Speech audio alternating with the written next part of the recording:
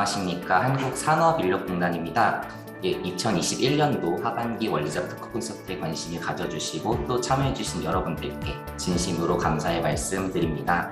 월드잡 토크 콘서트는 우리 공단 그리고 포트라가 공동으로 주관하는 21년도 하반기 글로벌 일자리 대통과 연계해서 운영 중인 온라인 설명회입니다.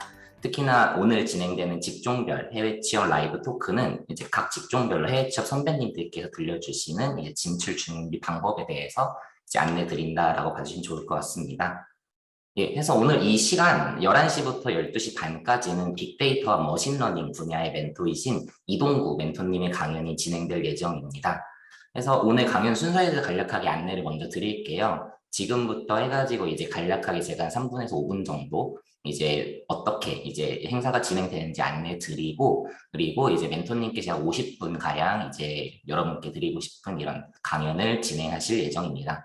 그리고 Q&A 세션 같은 경우는 여러분께서 이제 신청해 주실 때 이제 사전에 작성해 줄 질문지, 이제 이를 통해 질문지를 통한 사전 질문을 먼저 받아서 이 부분에 대한 Q&A를 진행하고, 그리고 그 이후로는 이제 여러분들이 이제 Q&A 게시판에 지금 라이브로 이제 쳐주시는 질문들에 대해서 순차적으로 답변 드릴 수 있도록 하겠습니다.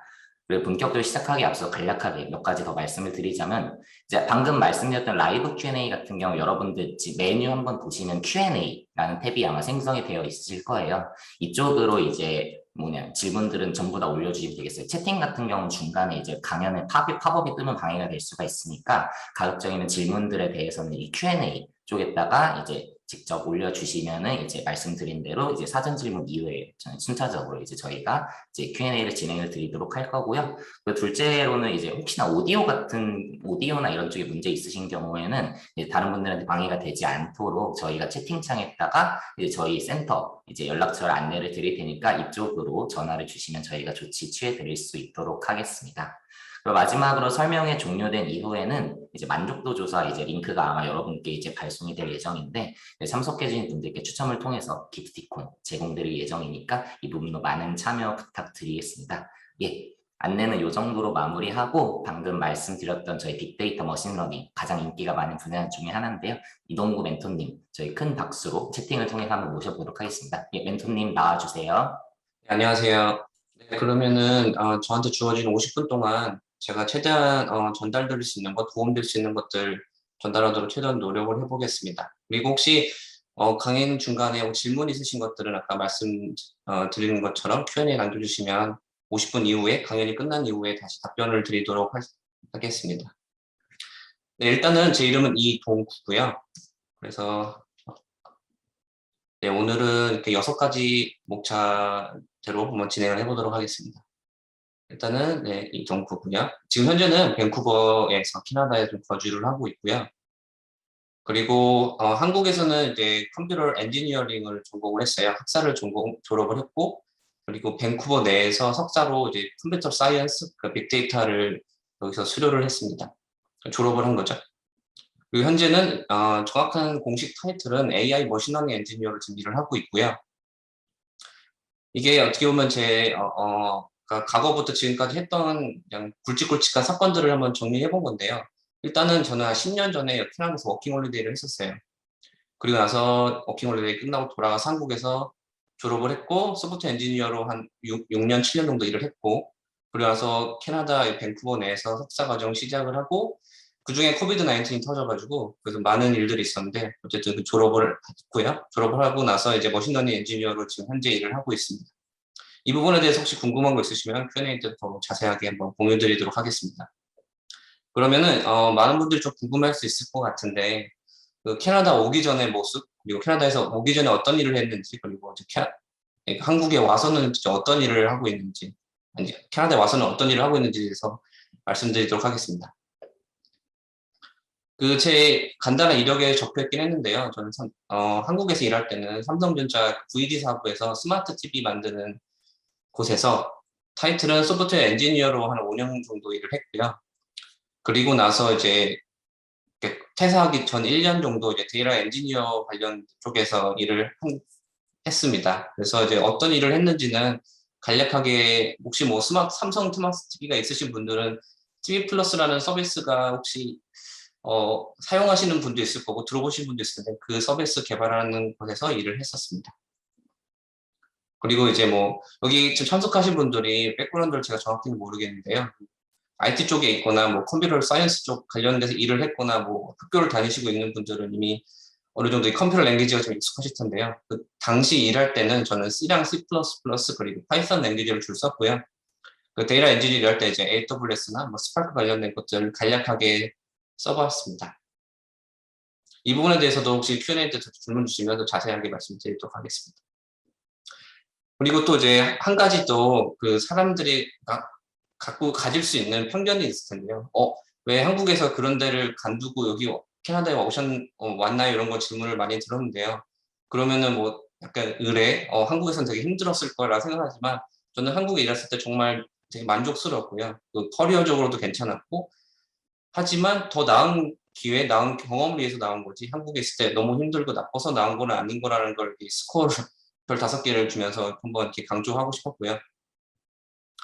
그리고 이제 현재 지금 캐나다에서 지금 일하고 있는 거는 이제 그 인더스트리 같은 경우에는 SaaS라고 해서 이제 소프트웨어 컴퍼니고요. 위치는 밴쿠버에 있고 회사 사이즈는 예전 제가 일했던 데 비해서는 확연히 정말 작은 회사입니다. 근데 그렇지만 벤처 정도는 아니고 약간 어느 정도 보면 중견 기업이라고 해야 될까요? 한 500명 정도 되는 대회사에서 일을 하고 있고요. 그 코비드 19 이후에 취업을 했기 때문에 그리고 이제 많은 글로벌 회사들이 많이 대부분 다 하이브리드 형태로 일을 하고 있는데 그러니까 뭐 주 중에 한 번 혹은 2번 원할 때 가서 일하는 식으로 현재 지금 그렇게 일을 하고 있고요. 아까 말씀드린 것처럼 공식 타이틀은 머신러닝 엔지니어로 지금 일을 하고 있습니다.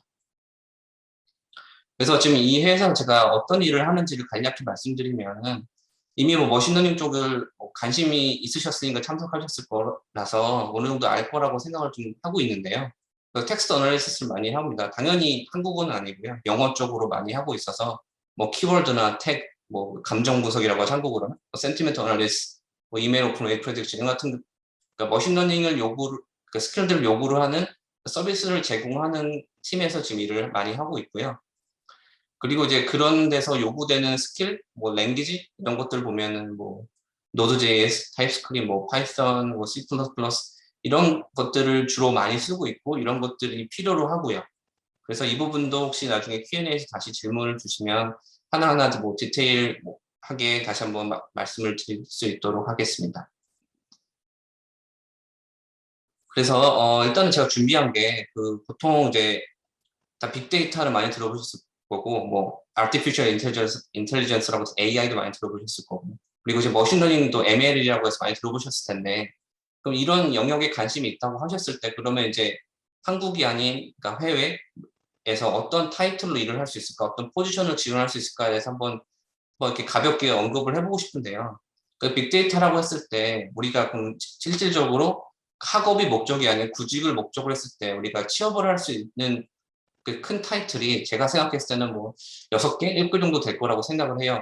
혹시 뭐 더 있을 수도 있고 그리고 이제 아직까지 회사들마다 다 이렇게 이름이 다른 포지션 타이틀을 쓰는 경우도 있어. 뭐 예를 들어서 빅데이터 디벨로퍼, 뭐 빅데이터 엔지니어 하지만 뭐 어떤 곳은 데이터 엔지니어라고 쓰는 것도 있고요. 근데 보통 그냥 일반적으로는 여기 적혀 있는 7가지 혹은 6가지 정도를 많이 쓰는데요. 그러면 이제 각 영역들이 어떤 스킬들을 요구를 하고 그리고 이제 이 영역들 중에서 내가 가장 관심 있는 건 뭐고 그리고 어떤 영역들이 요구한 스킬들이 뭔지 그리고 그 스킬들에 맞게 내가 어떻게 준비를 할 수 있는지를 얘기를 해보는 게 좋을 것 같은데요. 일단 방금 여기에서 나와 있는 것처럼 데이터 사이언티스트나 뭐 스태티시션 이렇게 나와 있는데요. 지금 여기서 보면은 리서치가 왼쪽에 보면 뭐 과거에는 리서치라고 부른 걸 요즘 시대에 뭐 리서치 사이언티스트나 어플라이드 사이언티스트나 이런 식으로 많이 부른다고 적혀 있는데 이게 어떻게 보면은 조금 더 구체화되고 있는 과도기적 가격이라고 생각을 해요. 예를 들어서 옛날에는 소프트웨어 엔지니어가 모든 걸 다 했다고 하면 이제는 약간 독립적인 머신러닝 엔지니어 포지션이 조금 더 좀 더 생겨가고 있고요. 그리고 뭐 데이터 엔지니어랑 적혀 있는 것도 이제 뭐 데이터 엔지니어 혹은 데이터 사이언티스트로 점점 확고한 자리를 잡아가는 과정인데 아직까지는 이제 아까 말씀드린 것처럼 과도기적이기 때문에 어떤 회사는 뭐 빅데이터 엔지니어, 빅데이터 디벨로퍼로 써놓고서 리퀘어먼트 보면 머신러닝 엔지니어 일을 하거나 혹은 데이터 엔지니어를 하거나 이런 식으로 조금 다른 경우도 있어서 보통 잡 포지션을 보실 때 정확히 적혀 있는 것들의 requirement나 뭐 스킬셋이 뭔지를 한번 확인해 보시는 게 좋습니다. 그래서 이게 어떻게 보면 지금 여기서 말씀드렸던 7가지를 다시 한번 이렇게 적어 놓은 건데요. 그 빅데이터 혹은 AI, 머신러닝 그런 팀 혹은 그런 부서에서 크게 아까 6가지, 7가지 나눌 수 있다고 말씀드렸는데 지금 여기 적혀 있는 거 맞습니다. 한가위 그 AI 팀, 뭐 머신러닝 팀이라고 했을 때 구성원들을 보면은 보통 여기 적혀 있는 7가지 다양한 롤로 이렇게 구성이 되는 게 대부분입니다. 그러니까 PM 같은 경우에는 뭐 머신러닝 관련된 팀이 아니더라도 보통 일반적인 소프트웨어 엔지니어 팀이라도 당연히 있는 게 PM이지만 그 옆에 있는 이제 머신러닝 엔지니어 혹은 데이터 엔지니어 같은 경우는 이제 그 머신러닝 관련된 그 어떤 프로그램이나 서비스를 만드는 팀에는 당연히 필수적으로 존재해야 되는 구성원들이고 요구되는 그 스킬셋인 거죠. 그리고 이제 밑에 적혀 있는 비즈니스 어널리스트, 뭐 스태티시언, 리서치 사이언티스트, 소프트 엔지니어 이런 것들도 각 팀을 보면은 다 요구되는 그 스킬들이, 그러니까 요구되는 그러니까 이런 역량들을 가진 팀원들이 그 팀 안에는 반드시 있어야 되는 겁니다. 그래서 지금 한 4가지, 그러니까 슬라이드 4개 정도를 빠르게 그냥 훑어보고 지나갔는데요. 그거를 하나씩 막 외우고 이러려고 준비한 그 슬라이드는 아니고요. 그러니까 지금 제가 말씀드렸던 7가지, 뭐 데이터 엔지니어, 머신러닝 엔지니어, 데이터 사이언티스트 이런 것들이 뭔지를 지금 이 슬라이드에서 보면은 이렇게 보면 좀 작은 글씨라서 안 보일 수도 있는데 이렇게 보면 스킬들이 적혀 있거든요. 그 사용하는 프로그램, 스킬들이 각각 적혀 있습니다. 그래서 이런 것들을 한번 아직 만약에 구체적으로 관심은 있지만 시작을 하지 않으신 분들, 아직 공부를 하고 있지만 내가 어느 정도 어느 포지션, 어느 타이틀을 가진 포지션에 지원을 했을 때 내가 어떤 강점을 부각시킬 수 있는지를 계속 고민하고 있는 상태시라면은 이런 스킬셋들을 먼저 보시고 내가 여기서 어느 정도를 얼마큼 알고 있고 주어진 시간 안에서 얼마큼 준비를 할 수 있는지를 한번 확인해 보시는 절차가 꼭 필요할 거라고 생각을 합니다. 그래서 지금 아까 뭐 7가지, 6가지를 했지만 뭐 다시 적어보자면 4가지로도 될 수도 있고 3가지로 될 수 있고 이 부분은 다양하게 뭐 회사 혹은 뭐 회사 사이즈마다 다를 수 있고 그렇기 때문에 지금 보면은 여기는 데이터 어널리스트, 데이터 엔지니어, 데이터 사이언티스트, 머신러닝 엔지니어 나왔는데 보면은 여기 지금 5가지로 나눠져 있죠. 어널리스트 스킬, 뭐 비즈니스, 뭐 널리지, 뭐 데이터 스토리텔링 이런 식으로 나와 있는데 이런 것들이 왜 중요하냐면은 예를 들어서 데이터 사이언티스트나 데이터 어널리스트 같은 경우에는 비즈니스에 대한 이해가 좀 높아야 됩니다. 그러니까 그 비즈니스에 그러니까 뭐 예를 들어서 지금 몸담고 있는 뭐 인더스트리가 헬스라든가 뭐 피트니스라든가 이런 각각의 다른 비즈니스마다 다 요구되는 비즈니스적 스킬이 다르기 때문에 이런 부분들이 나는 충분히 알고 있고 그러니까 도메인 놀리지라고 하죠. 그런 자기가 몸담고 있는 인더스트리에 대한 놀리지가 알아야지만 이런 그 데이터 어널리스트, 데이터 사이언티스트 역할을 맡았을 때 충분히 소화할 수 있는 거지. 만약에 그 부분을 모르고 나는 코딩은 잘해. 나는 머신러닝 모델은 잘 만든다고 해서 이 부분에 지원했을 때 반드시 뭐 하이어가 된다거나 뭐 그런 하이어링 매니저가 높게 한다거나 이런 것들은 아니에요. 그러니까 다시 정리하자면은 이 보면 하이라고 적혀 있죠. 아널리스트 같은 경우, 비즈니스 같은 경우는 보면은 이 데이터 어널리스트, 데이터 사이언티스트는 그 인더스트리에 대한 비즈니스 널리지를 많이 요구하는 게 당연한 거고요. 반대로 데이터 엔지니어나 머신러닝 엔지니어는 상대적으로 조금 더 덜 요구해요. 반면에 이제 프로그램 스킬들 있죠. 소프트웨어 엔지니어들이 가질 수 있는 스킬들, 뭐 프로그래밍 스킬들이라든가 이제 뭐 예를 들어 진짜로 머신러닝 모델을 만들 때 필요한 어떤 알고리즘이 필요한지 이런 것들에 대한 어떻게 보면 좀 더 테크니컬한 스킬들을 좀 더 많이 요구하고요.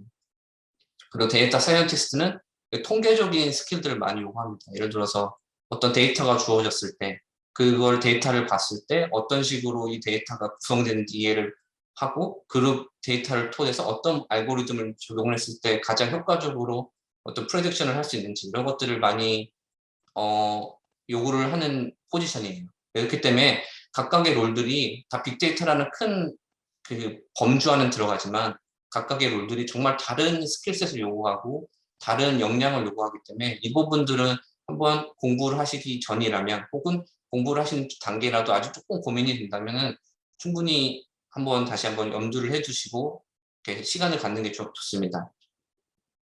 그리고 또 한 가지 덧붙이고 싶은 말이 있는데요. 다시 돌아가면은 머신러닝 엔지니어 같은 경우는 보통 그 소프트웨어 아까 전에 나왔죠. 과거에는 이걸 소프트웨어 엔지니어로 불렀다고. 그렇기 때문에 이거는 보통 머신러닝 엔지니어는 소프트웨어 엔지니어의 백그라운드를 가진 상태에서 머신러닝에 대한 이해를 가진 사람들을 보통 머신러닝 엔지니어라고 부르는 게 대부분입니다. 예를 들어서 나는 머신러닝 모델에 대한 이해는 정말 완벽하지만 소프트웨어 개발이라든가 소프트웨어 개발에 대한 프로세스를 모르는 상태라고 한다면 이 머신러닝 엔지니어로 도달하기까지는 좀 더 많은 시간과 노력이 좀 더 필요한 거죠. 근데 반면에 그 데이터 사이언티스트나 데이터 어널리스트 같은 경우는 아까 말씀드린 것처럼 그 상대적으로는 그 컴퓨터 사이언스나 컴퓨터 엔지니어를 요구하는 프로그래밍 스킬적은 조금 상대적으로 덜 요구합니다. 그렇기 때문에 보통 그 다르게 말해서 그러니까 통계를 전공했다거나 뭐 비즈니스나 마케팅 뭐 이런 쪽 그러니까 컴퓨터가 아닌 그 보통 인문 계열이라고 하죠. 그쪽을 전공해서도 충분히 도전을 해볼 수 있죠. 그렇기 때문에 조금 약간 다양한 사람들이 도전을 할 수 있고, 근데 반대로 머신러닝 엔지니어나 데이터 엔지니어 같은 경우는 컴퓨터 사이언스적인 그 널리지나 그런 경험들이 있어야지 그 뒷받침을 해서 머신러닝적인 스킬들을 붙여야지만 이제 도전해 볼 수 있는 그 타이틀과 포지션이라고 생각이 듭니다. 혹시 이 부분도 혹시 제가 조금 뭐 설명했을 때 좀 부족하거나 좀 이해가 안 되는 부분도 있으면은 그 Q&A 남겨주시면 다시 한번 하나씩 다시 짚어보도록 하겠습니다. 그래서 지금 제가 아까 말씀드린 것처럼 저는 현재 머신러닝 엔지니어로 지금 일을 하고 있습니다. 그래서 일을 하고 있으면서 저한테 그러니까 팀원들이 혹은 팀에서 혹은 제 매니저나 혹은 뭐 어떤 더 높은 단계에 있는 포지션의 사람들이 저한테 요구하는 스킬, 저한테 기대하는 역량들은 크게 봤을 때 6가지 역량들이 데브옵스라고 하는 것들 혹시 모르시면은 뭐 굳이 뭐 이렇게 크게 관심 안 가져도 되는데 데브옵스는 보통 이제 그 뭐 클라우드나든가 뭐 테라폼 이런 좀 너무 깊은 단계로 가면 좀 그러니까 일단 데브옵스로 넘어가겠습니다. 그리고 프론트엔드는 이제 우리가 쉽게 말하는 어플리케이션 레벨들 클라우드라면 뭐 AWS, 아마존 앱 서비스라고 하죠. IBM 같은 것들에 대한 뭐 그런 또 충분히 다룰 수 있는 그런 스킬적인 것들 준비돼야 되고 그리고 또 백엔드라고 하면 이제 뭐 데이터베이스 있죠. 뭐 SQL이라든가 데이터베이스 뭐 이런 것들 이제 그리고 나서 이제 머신러닝적인 스태티스틱한 널리지가 필요하죠. 어떤 모델을 했을 때 어떤 데이터가 주고 했을 때 어떤 식으로 접근하는 게 맞는지 그리고 그것도 데이터 사이언티스트는 얘기를 할 때 그들이 전달하는 것들에 대해 이해를 할 수 있는지가 충분히 그러니까 이해를 할 수 있는지 그리고 그 이해를 바탕으로 그들이 요구한 대로 어떤 어플리케이션을 설계하는데 같이 동참해서 어떤 서비스를 제공할 수 있는지 총 6가지 정도 스킬셋이라고 생각이 듭니다.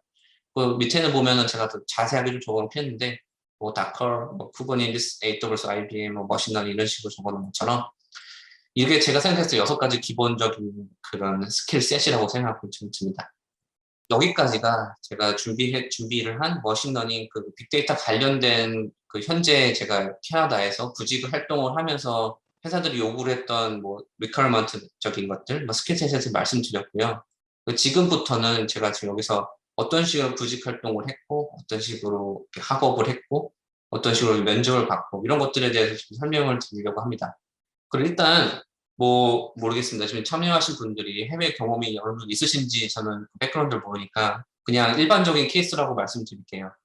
제가 처음 왔을 때는 캐나다에 일단은 어떤 회사가 있는지 몰랐습니다. 어떤 회사가 있는지 모르다 보니까 지원을 할 때 이 회사가 괜찮은 회사인지 이 회사가 뭐 어떤 회사인지 모르니까 그 부분이 참 힘들었어요. 그래서 제가 어떤 식으로 접근을 했냐면은 이런 식으로 키워드를 두고 검색을 하면은 뭐 캐나다에서 탑뭐 100 뭐 컴퍼니 이런 식으로 검색하면 그 회사들의 리스트가 제공이 됩니다. 그 회사들을 하나씩 링크드인을 혹은 검색을 해서 웹사이트 들어가 보고 어떤 회사의 인더스트리인지 그리고 나서 보통 그런 게 있지 않습니까? 자기가 좋아하고 싶어 지원하고 싶어하는 회사의 인더스트리 뭐 헬스라든가 피트니스 뭐 예를 들어서 뭐 하드웨어 컴퍼니라든가 뭐 소프트웨어 컴퍼니라든가 그런 식으로 약간 리스트업을 먼저 했고요. 그래서 뭐 지금 보면은 뭐 회사 사이즈별로도 검색을 할 수 있거든요. 뭐 미드 사이즈, 뭐 빅 컴퍼니 뭐 이런 식으로 뭐 아마존, 마이크로소프트 같은 큰 회사들은 우리 검색해보지 않아도 알기 때문에 그 위에 약간 여기서 캐나다 내에서 탄탄하게 자리를 잡고 있는 회사들이 뭔지를 이런 식으로 검색을 했습니다. 그리고 나서 약간 한번 언급을 하긴 했는데요. 뭐 그러니까 예를 들어서 뭐 어떤 서비스를 제공하고 있는지 그리고 얼마나 많은 그 인플로이를 갖고 있는지 그리고 더 많은 정보를 얻기 위해서 제가 사용했던 그 플랫폼들이 세 가지예요. 글래스도어랑 인디드, 링크드인. 이런 것들은 뭐 충분히 다 이미 알고 계실 거예요. 근데 여기서 왜 이것들이 중요하냐면은, 글래스도어 같은 경우에는 그 면접을 본 사람들이 남긴 커멘트라든가, 혹은 뭐 현재 지금 그러니까 그 회사에 일하고 있는 사람들이 남긴 커멘트라든가를 볼 수 있습니다. 그러니까 내가 실제로 그 회사에 다니는 사람 만날 기회가 없다고 한다면 글래스도어를 통해서 간접적으로나마 이 회사에서 약간 뭐 워크 앤 라이프 밸런스가 되게 나쁘구나. 뭐 이런 식으로 그나마 간접적으로 알아볼 수 있는 게 글래스도어를 통해서 알아볼 수 있었고요. 링크드인은 당연히 이제 검색해봐서 그 회사의 규모라던가 그 회사의 어떤 오픈 포지션이 뭔지 이런 것들을 알아볼 수 있었습니다. 그리고 나서 이제 뭐 당연한 거죠. 중요한 게 그냥 레주메, 커버레터 이런 것도 많이 들어보셨을 거예요. 이거 같은 경우에는 레주메랑 커버레터 같은 경우에 제가 어떻게 준비를 했냐면 보통 이제 뭐 지금 이제 여기 계신 분들이 링크드인을 어느 정도 수준으로 준비를 하셨는지 모르겠지만 제가 추천해주고 싶은 거는 링크드인을 먼저 확실하게 만들어 놓고 나서 그 다음에 레주메나 커버레터를 쓰는 게 가장 좋습니다. 그게 왜냐면은 보통 한국도 똑같습니다. 한국에도 이력서 쓸 때마다 그 어떻게 보면 내가 지원하고자 하는 포지션, 지원하고자 하는 회사에 따라서 그 이력서가 그러니까 뭐 어떤 뭐 경험이 어떤 거는 집어넣어야 될 때도 있고 빼야 될 때도 있고 하다 보니까 그것 내가 지금까지 경험했던 프로젝트 혹은 경력들을 한 플랫폼 안에 다 기입해 놓고 원할 때마다 빼서 옮겨 적을 수 있는 것들이 필요하다고 생각을 합니다. 그래서 그 중에 가장 좋은 게 링크드인을 생각하면 돼요. 그래서 예를 하나 들자면은 제가 뭐 삼성에서 일했던 모든 프로젝트들을 정말 구체적으로 다 링크드인에 적어 놓고 그래서 어떤 회사에 지원하고 할 때 그 지원하는 포지션과 그 회사에서 요구하는 그 스킬들이 맞는 것들만 제가 링크드인에서 갖고 와서 이력서에 적어서 그런 식으로 버전을 만듭니다. 그렇게 되면은 시간이 참 많이 아껴지는 게 매번 이제 새로운 버전을 새로운 영작을 해야 되는 게 아니고 난 링크드인이 갖고 있는 걸 토대로 조금만 고쳐가지고 이력서를 옮기면 되기 때문에 이분이 참 편하게 관리할 수 있고요.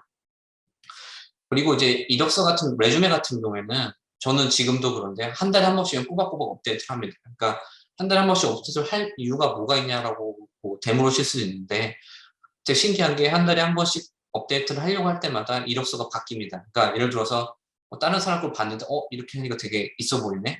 내 다시 봤는데 이런 식으로 표현하면 더 있어 보이네. 이런 식으로 계속 업데이트를 하는 겁니다. 그래서 계속 이렇게 업데이트한 버전 레주메를 갖고 있고 또 그게 왜 또 중요하냐면은 가끔 혹은 내가 정말 지원하고 싶어 하는 이렇게 포지션이 나왔을 때 바로 지원할 수 있습니다. 만약에 그게 아니라면 이력서도 다시 써야 되고 뭐 그러게 되면 시간도 오래 걸리고 쓰다 보면 쫓겨서 못 쓰게 되고 이런 것들이 사전에 이렇게 버저닝을 많이 하다 보면 충분히 그런 것들은 방지할 수 있습니다. 그리고 인터뷰인데요. 인터뷰 같은 경우는 그 회사마다 되게 천차만별이에요. 그래서 제가 말하는 게 뭐 무조건 캐나다에서 구직할 때 무조건 이런 식으로 한다라고 생각하시면 안 되고 이렇게도 하구나 혹은 제가 말씀드리는 게 최소한 이 정도 과정은 거치겠구나라고 미리 생각해 보시는 게 좋을 것 같습니다. 일단 보통 프로세스가 어떻게 되냐면은 뭐 링크드인 혹은 뭐 직접 뭐 아마존 가셔서 직접 뭐 이력서를 제출을 하시든 그 지원을 하신 다음에 그 지원서가 어느 정도 이제 뭐 거기 HR을 통해서 당연히 스크리닝 되겠죠. 되고 나서 이제 뭐 그다음에 이제 폰 스크린이 있을 수도 있고 뭐 이제 뭐 줌을 통해서 그냥 30분 혹은 20분 짧은 인터뷰를 통해서 스크리닝을 할 수도 있고 이거는 되게 옵셔널이에요. 그리고 나서 이제 코딩 테스트를 보통 보는데요. 그 코비드 19 이전에는 보통 온사이트를 많이 했어요. 실제로 가가지고 화이트보드에다 그려가면서 했는데 이제 그러니까 코비드 19 이후에는 보통 줌으로 많이 합니다. 그러니까 줌을 통해서 실제로 면접관과 같은 자리에서 코딩을 하는 경우도 있고요. 혹은 그냥 링크 주고 뭐 리코드라든가 해커랭크 같은 것들 나오는 문제들 같은 경우들 그러니까 링크 주고 링크 접속을 하면은 뭐 두 문제, 세 문제, 뭐 다섯 문제 뭐 주어진 시간 안에 풀어서 하게끔 이렇게 코딩 테스트를 보는 회사들이 또 많고요. 그래서 그 코딩 테스트가 통과를 하게 되면 이제 또 이제 인터뷰가 잡히죠. 뭐 테크니컬 인터뷰가 있을 수 있고 뭐 HR 인터뷰도 따로 있을 수 있고 이제 그거는 회사마다 한 번 혹은 두 번 혹은 세 번 혹은 많으면 다섯 번 이런 식으로 다양하게 잡힙니다. 그래서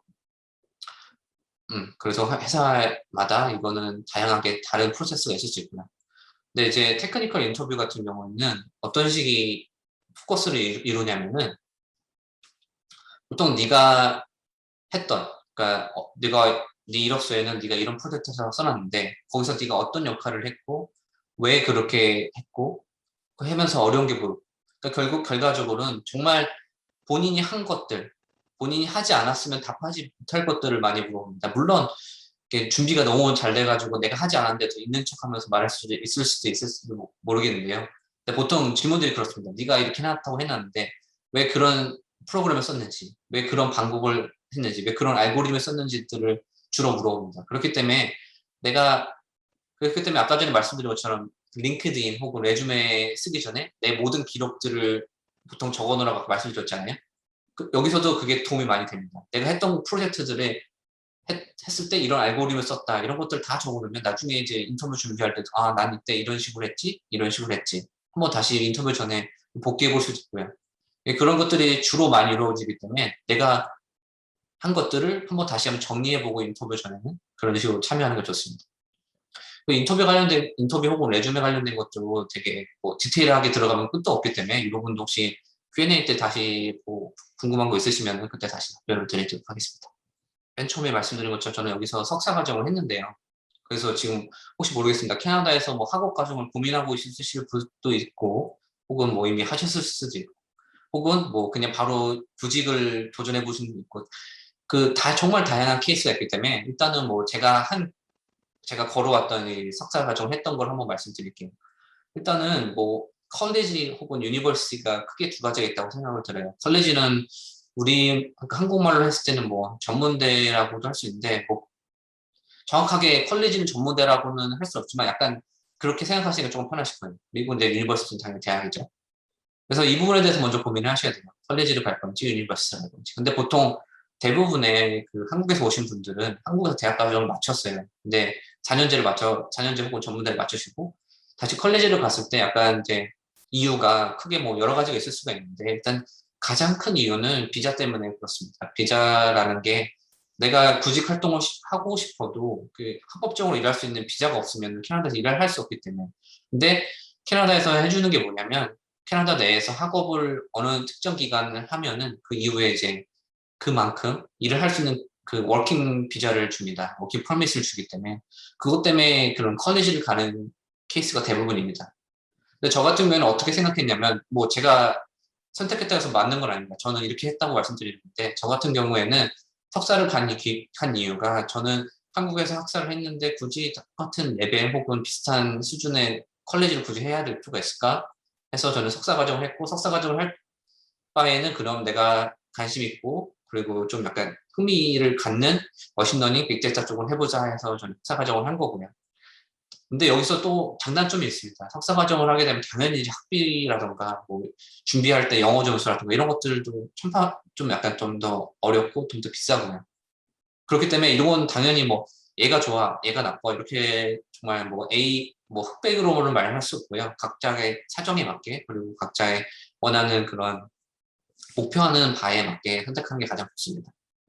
그리고 방금 말씀드린 것처럼 이제 비자 같은 것도 아까 살짝 언급드렸는데 여기서 그러니까 일을 하고자 하는 게 목표라고 하신다면 그 비자 부분들을 이제 고민을 많이 하실 텐데요. 뭐 이제 30세가 안 되신 분들은 워킹 홀리데이라는 것을 한번 생각해 볼 수도 있고 아까 말씀드린 것처럼 학업 이후에 이제 워킹 퍼밋을 가지고 하실 수도 있고 그리고 나서 이제 뭐 스폰을 받아서 하는 경우도 있고 뭐 비자 같은 경우에는 또 방법이 좀 다양하고 상황마다 다 다르기 때문에 이거는 가볍게 넘어가도록 하겠습니다.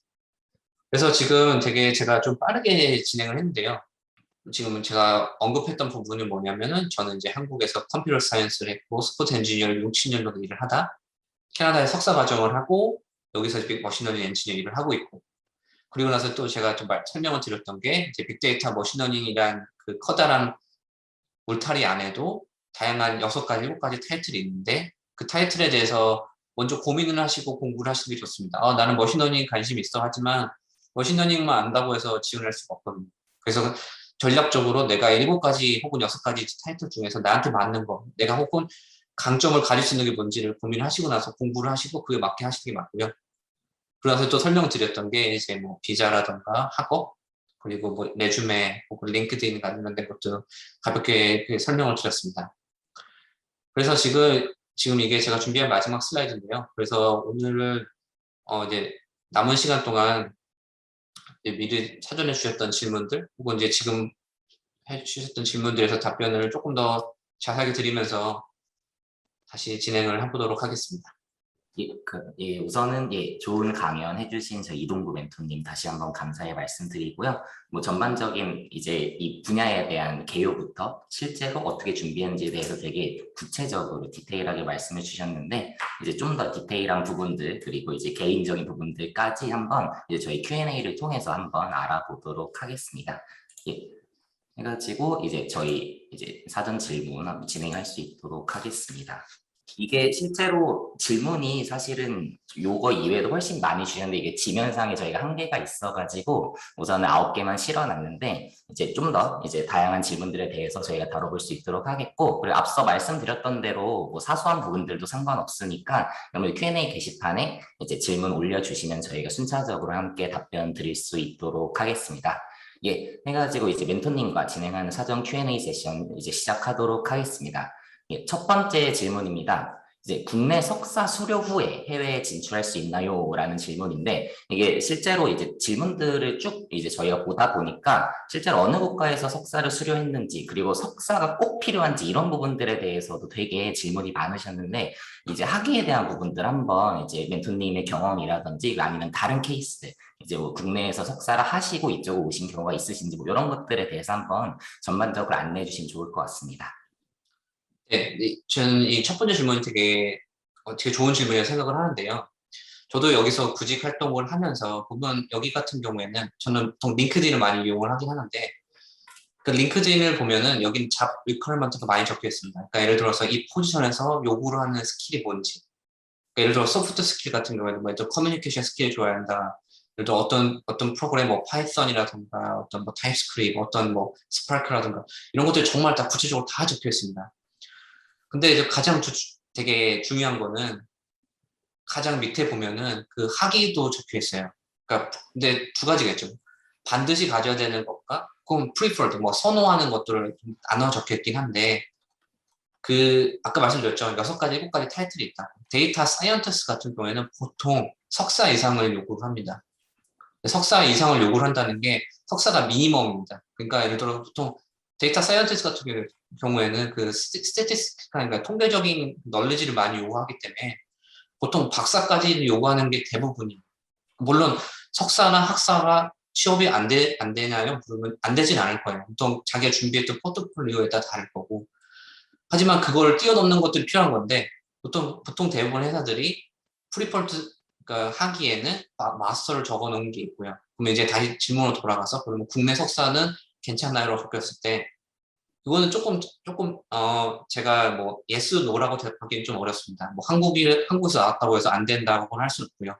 뭐 그것도 반대로 해외에서 나왔기 때문에 무조건 된다고도 아니잖아요, 그렇죠? 이거는 어떻게 보면 미니멈 리퀘어먼트예요. 그래서 그렇기 때문에 제 생각으로는 한국에서 나와도 된다고는 생각이 들어요. 대신에 가장 중요한 건 그거는 어떻게 보면은 필터링 할 때 들어가는 하나의 그냥 요소인 것뿐입니다. 마스터가 아니면은 당연히 그냥 안 보는 정도. 그렇기 때문에 한국에서 석사했고 석사인데도 머신러닝이나 이쪽에서 충분히 많이 알고 있고 많이 배웠고 프로젝트도 많이 있고 예를 들어서 뭐 논문도 썼다. 논문까지 써서 같이 제시하고 그런다고 하면 충분히 된다고 생각을 합니다.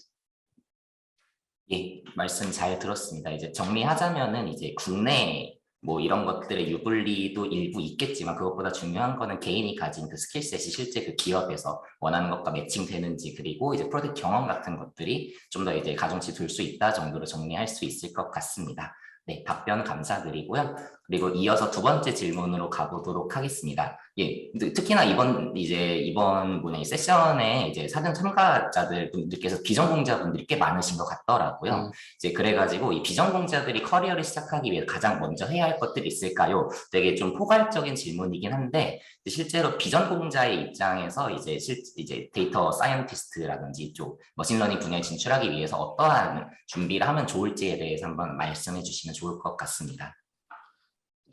저는 이렇게 이 질문도 괜찮은 것 같은데요. 보통 저도 많이 봤어요. 그러니까 예를 들어서 지금 석사 과정을 여기서 했는데 보통 보면은 한 가지 그냥 약간 지나가는 얘기로 말씀드리면은 석사 과정할 때 한 코어트, 그러니까 한 동기라고 하죠. 한 100명 정도였는데 대부분이 한 80% 이상이 인도였고 한 15%가 이제 중국 출신. 한국인은 한 명인가 두 명이었었어요. 근데 그들의 이제 백그라운드를 보면은 대부분이 한 반 이상 혹은 80% 이상은 다 소프트웨어 엔지니어 백그라운드 이미 들고 오는 사람들이 대부분이고, 그러면 그게 아닌 사람들은 약간 뭐라고 할까요? 그 마케팅이라든가 그런, 그러니까 약간 그 마케팅 혹은 뭐 비즈니스 어널리스트 약간 이런 쪽으로 약간 일을 해본 사람들, 그러니까 그런 백그라운드를 가지고도 도전한 사람들이 있긴 했었어요. 근데 또 다시 한번 또 하나 언급을 해야 될 게 보면 아까 말씀드린 것처럼 뭐 빅데이터야 머신러닝 관심 있다고 하지만 그 타이틀도 되게 많거든요. 내가 그러니까 하나 다시 한번 생각을 해보셔야 될 게, 그 데이터 사이언티스트, 머신러닝 엔지니어, 데이터 엔지니어, 데이터 어널리스트 이 중에 내가 어떤 걸 하고 싶은지를 먼저 해보시는 게 좋아요. 근데 생각해 보실 때 또 같이 또 따라와야 될 게, 머신러닝 엔지니어 같은 경우에는 소프트웨어 엔지니 그러니까 컴퓨터 사이언스적인 스킬들을 요구를 많이 하기 때문에 이 부분도 내가 같이 준비를 할 수 있는가가 가장 또 수반이 돼야 될 거고, 근데 데이터 어널리스트 같은 경우에는 여기서도 데이터 어널리스트는 약간 엔트리 레벨로 좀 생각하는 경향이 좀 있거든요. 그렇기 때문에 데이터 어널리스트 같은 경우는 충분히 가능은 하다고 봐요.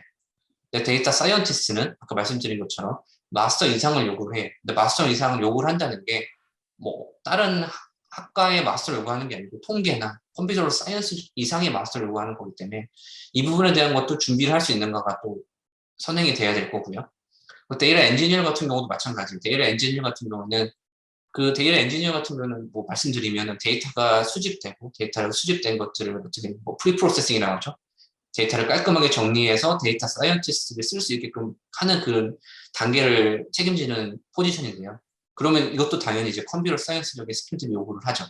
그래서 이 부분들을 내가 주어진 시간 동안 혹은 내가 이 부분을 좋아하고 잘할까 또 같이 고민을 해서 난 괜찮을 것 같아 라고 했을 때는 충분히 가능해요. 하지만 비전공자라고 주어졌을 때 제가 생각하기로는 컴퓨터 사이언스 전공이 아닌다고 했을 때는, 그리고 또 혹은 통계 전공이 아니고 혹은 수학 전공이 아니라고 한 이게 혹은 뭐 예를 들어서 뭐 인문 계열 쪽이라고 하더라도 데이터에, 그러니까 뭐 그 인더스트리 아까 말씀드렸죠. 도메인 널리지가 있다거나 비즈니스에 대한 이해가 충분히 있는 쪽의 인더스트리라고 하면 충분히 강점을 살릴 수 있다고 생각을 듭니다.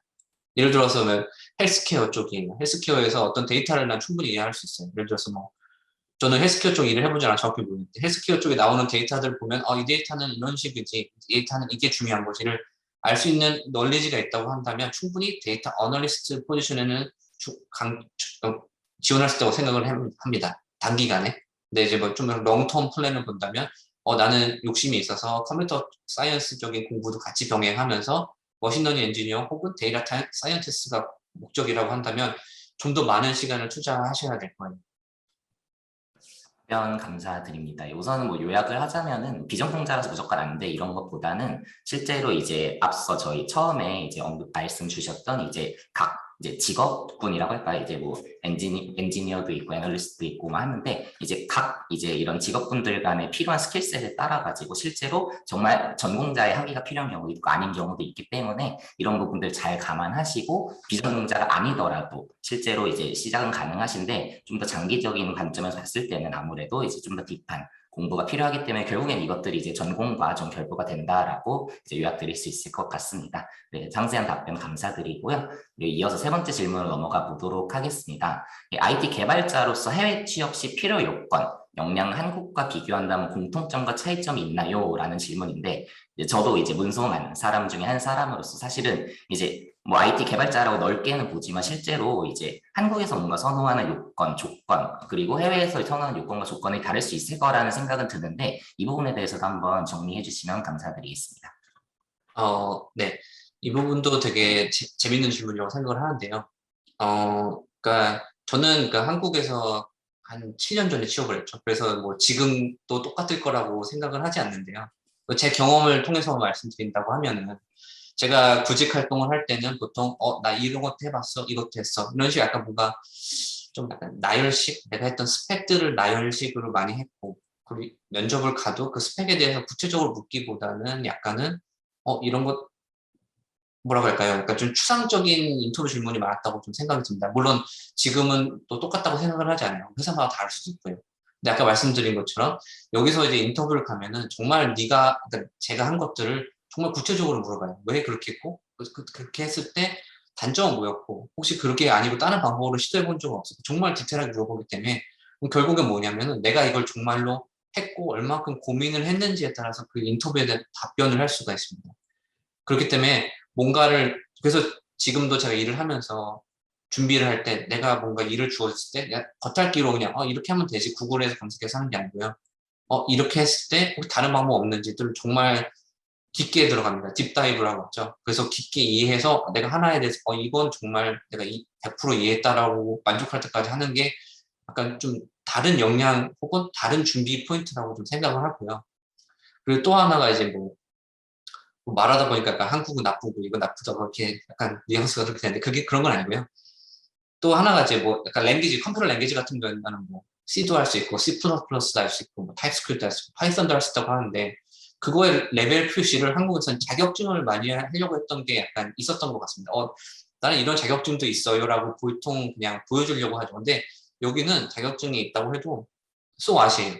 그래서 그냥 뭐 노력을 했네 이런 느낌. 그래서 결국 똑같아요. 다시 자격증이 있겠지만 그래서 너가 그걸 예를 들어서 뭐 AWS 자격증을 해볼게요. 그 자격증을 가졌다고 해서 이 사람이 그걸 다 한다고 하는 게 아니고요. 그걸 했다고 했을 때 네가 그걸 공부하면서 너가 뭐 재밌게 느꼈던 뭐 툴은 뭐야? 이런 식으로 정말 하나를 정말 끝까지 팝니다. 그렇게 끝까지 파다 보면은 이제 저도 면접을 들어가 봤는데요. 하면 들통이 나요.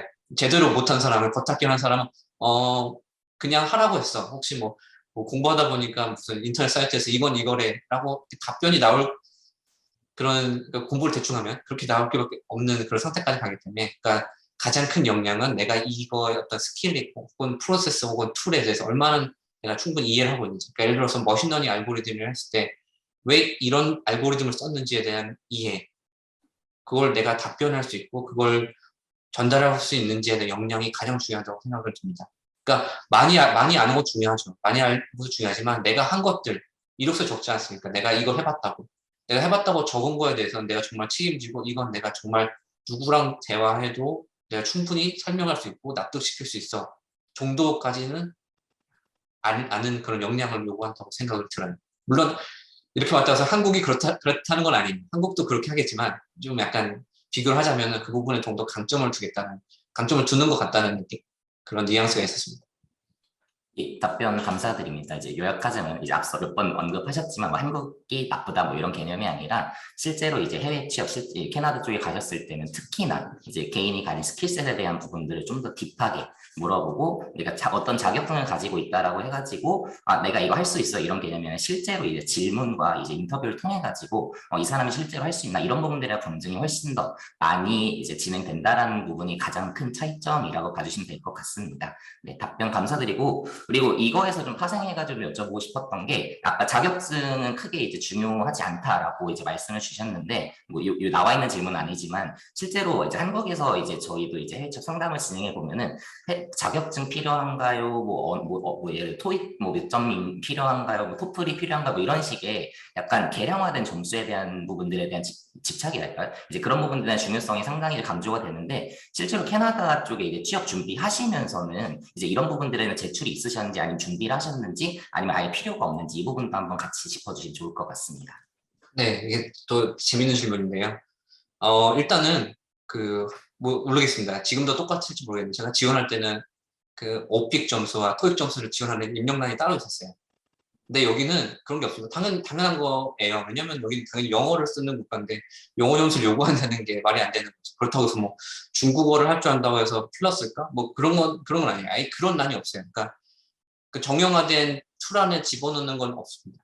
그렇기 때문에 영어 점수는 예를 들어서 뭐 학교 갈 때는 요구를 해요. 그래서 뭐 예를 들어서 IELTS 점수 같은 것들 학교 안에 요구하지만 구직 활동을 할 때는 영어 점수를 요구하진 않아요.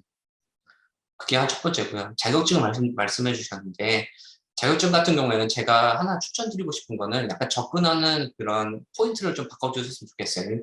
공부하는 김에 자격증을 따지가 맞지 자격증을 따야지 취업을 하겠다가 아니에요. 그러니까 예를 들어서 AWS 자격증 안 따시는데 이걸 반드시 따서 집어넣어야지 그래야지 내가 강점이 있을 거를 생각하시는 것보다 이왕 공부를 해야 되는데 뭘 할지 모르겠어. 그러면 그냥 공부하는 김에 보자 이라는 걸로 하시는 게 맞아요.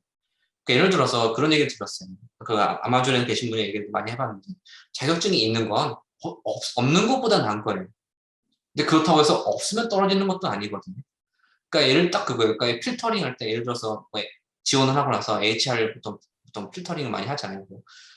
그때 자격증이 있다고 해서 통과하냐? 그것도 아니고 자격증이 없다고 해서 떨어지냐? 그것도 아니에요. 자격증은 그냥 봤을 때 그냥 얘는 그래도 시켜놓으면 알겠네? 그냥 이 정도? 그냥 한번 봤을 때 눈에 한번 좀 더 띄는 정도지 뭐 그게 없다고 해서 떨어지는 것도 아니고 있다고 해서 붙는 것도 아니고 그냥 있으면 얘가 그래도 조금은 성실하긴 하구나 이제 이 정도라고 저는 생각이 들어요. 근데 또 약간 하나 좀 붙이고 싶다면 나중에 이제 붙고 나서 연봉 협상 같은 거 할 때 있죠.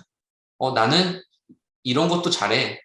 나는 그래서 자격증도 있어요. 이런 거 할 때는 쓸 때는 충분히 있을 수 있다고 생각해요. 근데 구직 활동을 할 때는 물론 없는 것보다 낫습니다. 근데 그걸 위해서 투자하는 시간과 따로 다른 공부에 투자하는 시간을 했을 때 약간 트레이드오프를 좀 생각해 보시는 게 맞습니다. 네, 답변 감사드립니다. 상당히 의미심장한 이제 뭐지 해외 취업 준비하시는 분들에게 이제 말씀을 주셨는데 이제 따기 위해 뭔가 내가 취업을 위해서 따는 것보다는 그냥 공부하다 보니까 따졌다. 약간 이런 식으로 실제로 이제 본인을 좀 더 이렇게 트레이닝 시키는 이제 그런 관점에서 접근해 주시는 게 좋고 실제로 언어는 거의 영향력이 없다. 이제 실제 해외 학교에 입학하기 위한 이런 부분이 아니면 이제 영향력이 없다라고 정리해 주셨고 자격증 또한 있으면 좋지만 필수는 아니지만 뭐 어필할 수 있는 툴 중에 하나 정도 그 이상 그 이하도 아니다. 이제 이 정도로 이제 정리 드릴 수 있을 것 같습니다. 상세한 답변 감사드리고요. 그럼 네 번째 질문을 한번 넘어가 보도록 하겠습니다. 이제 해외 진출 시 어떤 프로젝트 경험이 인상적일 수 있는지, 뭐 또는 선호하는 분야가 있나요? 라는 질문인데, 이제 링크드인에 꾸준히 정리하신다고 하셨는데, 이제 저희도 실제로 이제 면접을, 저희가 구직 활동할 때도 면접을 하다 보면은 아무래도 뭔가 자주 쓰게 되는 프로젝트, 아니면 내 경험이 있을 텐데, 이러한 부분도 어떤 포인트를 이제 해외 기업에서 인상적으로 받아들이는지 그리고 이런 거에 대해서 이제 개인적인 경험도 상당히 많으실 것 같은데 이 부분도 한번 같이 말씀 부탁드리겠습니다. 네. 저 이번 질문은 약간 너무 범위가 넓다고 좀 생각을 드는데요. 아까 또 말씀드린 건 똑같습니다. 그 머신러닝이라고 해도 직군이 되게 달라요. 다르기 때문에 결국에는 준비하는 프로젝트도 약간 결이 다르게끔 준비를 하는 게 맞습니다. 예를 들어 갖고 데이터 엔지니어가 노를 준비를 하는데 그 하려고 하는데 필요한 프로젝트와 데이터 사이언티스트 하는데 필요한 프로젝트가 좀 다르거든요. 그렇기 때문에 뭐 하나씩 그냥 간단하게 그냥 언급하는 식으로 말씀드려보자면은 데이터 사이언티스트 같은 경우에는 결국에는 뭐 여기 계신 분들도 많이 아실 거라고 생각하는데요. 데이터 사이언티스트라고 하면은 보통 이제 주어진 데이터가 있을 때 그 데이터에서 어떤 인사이트를 꺼내서 그러니까 뭐 그걸 가지고 취할 수 있는지잖아요. 그러니까 좀 다시 말씀드리면은 BI라고도 하는데요. 그 결과를 가지고 우리 VIP라고 하죠. 어떤 그 경영이 높은 직군 혹은 마케팅에 있는 팀들한테 우리 데이터가 이렇게 있는데 이 데이터를 해봤더니 미래에는 어떤 식으로 하는 게 좋을 것 같다. 이런 인사이트들을 제공하는 역할이라고 생각하시는 게 가장 쉬운데요. 그러다 보면은 여기서 요구를 하는 게 뭐냐면 통계적인 것도 요구를 많이 하고 그리고 또 하나가 이제 그 데이터가 주어졌을 때 어떤 알고리즘을 썼을 때 가장 인상적인 결과가 나오는지가 또 달라져요. 그렇다면 결국에는 다양한 데이터, 그러니까 결이 다른 데이터를 가지고 다양한 그뭐 알고리즘이라고 하죠. 뭐 알고리즘 이름을 언급하면은 뭐 여기 경험이 없으신 분도 있으니까 그 다양한 알고리즘을 써봤을 때 그러니까 나는 이런 것도 해봤고 이런 것도 해봤어 이런 것도 해봤어라는 식이 단단한 프로젝트가 있으면 얘는 그래도 그러면 다 해봤으니까 알겠네 라는 인상을 주는 게 좋죠.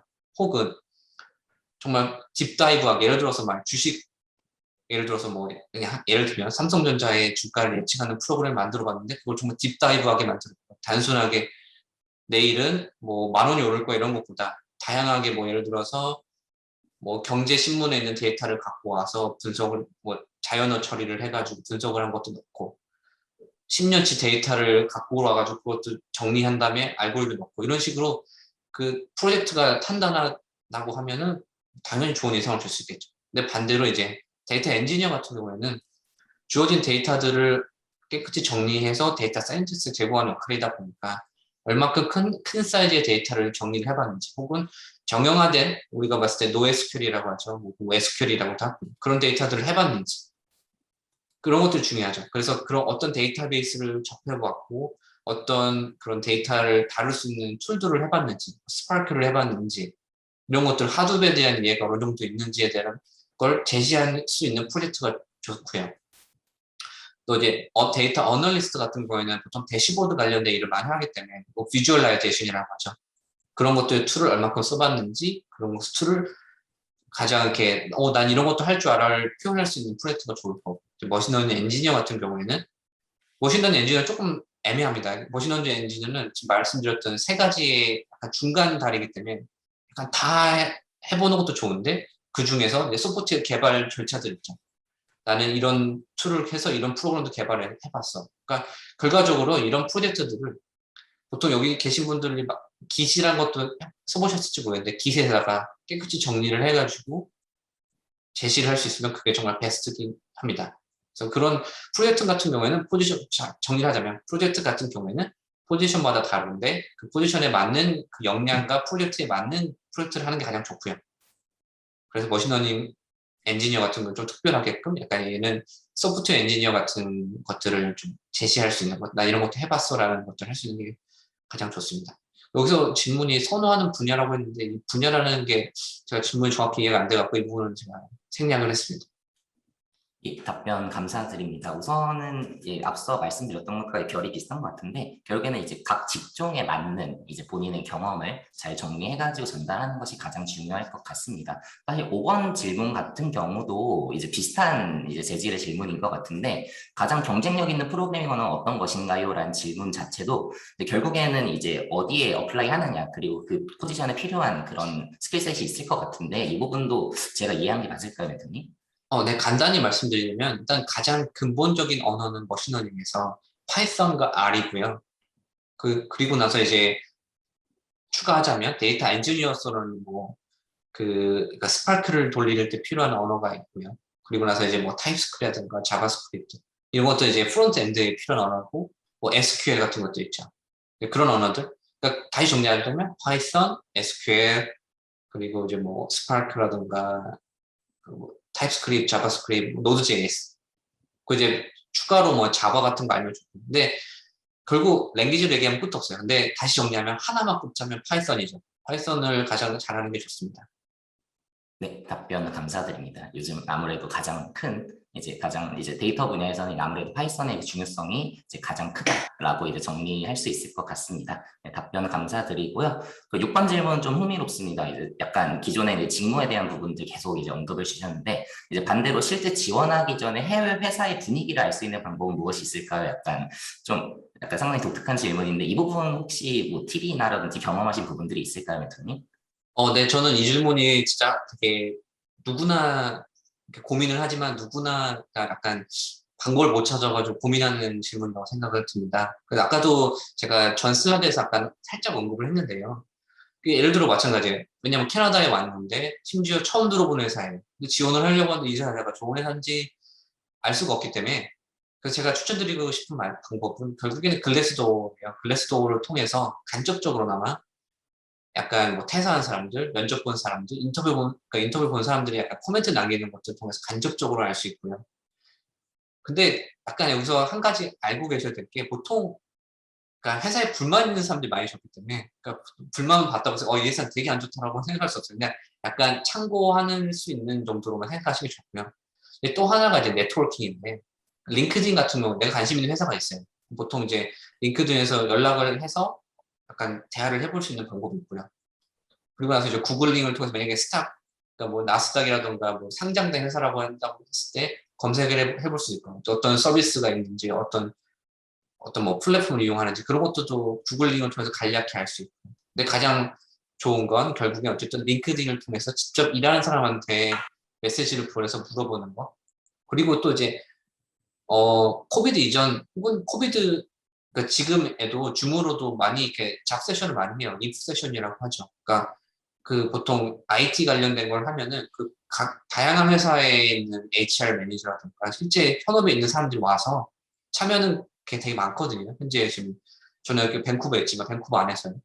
참여해서 실제로 물어볼 수 있고요. 혹시 뭐 영어가 자신 없다고 해도 남들 얘기하는 거 그냥 입에서 들어볼 수도 있고요. 그래서 방법은 많습니다. 근데 방법은 결국에는 내가 얼마큼 시간을 여기에 할애하느냐에 따라 다른 거예요. 단순히 집에서 그냥 구글링만 해서는 한계가 있고요. 근데 당연히 이제 한국에 계신 분들은 이제 링크드인을 통해서 회사 연락, 그러니까 실제 HR 매니저 혹은 실무자한테 메신저를 보내서 하는 방법, 그리고 이제 글래스도어를 통해서 검색하는 방법. 제 생각에서 이 두 가지가 지금 가장 좋을 것 같습니다. 저도 실제로 그렇게 했고요. 답변 감사드립니다. 이제 요약을 하자면은 우선은 이제 한국의 잡플랜이랑 비슷한 느낌일 건데 아마 이제 면접을 보신 분들이나 현직자들의 평가가 있는 글래스도어 이 부분을 말씀 주셨는데 여기에서 중위점 같은 경우는 앞서 말씀 주셨던 대로 아무래도 그런 류의 이제 리뷰 같은 건 사실 불만이 많거나 뭔가 이슈가 있는 분들이 많이 쓰니까 이 부분 좀 걸러서 이제 보시는 게 좋다라고 정리해 주셨고 그리고 사실은 뭐 비단 영미권 이쪽에 취업을 준비하신다, 특히나 해외 취업을 준비하신다라고 했을 때는 아시아권을 제외하고는 사실은 링크드인의 중요성은 사실 아무리 강조해 지나치지가 않습니다.